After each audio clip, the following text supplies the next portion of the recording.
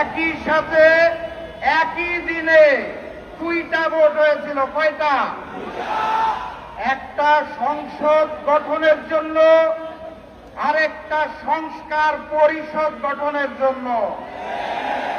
একই দিনের একটা ভোটের শপথ তারা নিয়ে বলেছে হালাল, আরেকটা শপথ না নিয়ে ম্যানেজ ভোটে জয়ী হয়ে বলতে চায় হারাম। একই দিনে এক ভোট যদি হালাল হয় তাহলে আরেকটা হারাম হতে পারে না।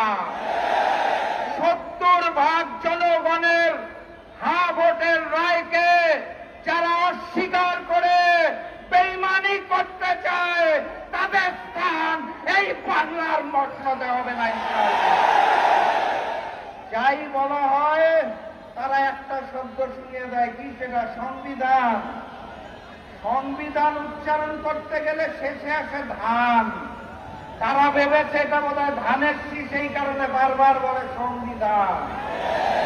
এটা ওই যে নির্বাচনের আগে নিকৃষ্ট স্লোগান দিত, কি জানি, লাগারে লাগা ধান লাগা, ওই ধান নয়।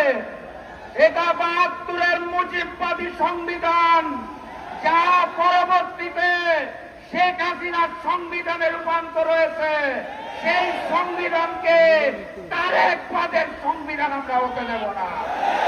অতএব কথাবার্তা পরিষ্কার, গণভোটের রায়কে সম্মান জানিয়ে বাস্তবায়ন করুন, না হলে যেই আন্দোলন করে তোলা হবে মসনদ থাকবে না ইনশাআল্লাহ। বিজয়ের পথে যাত্রা শুরু, জীবন অথবা মৃত্যু। আসসালামু আলাইকুম।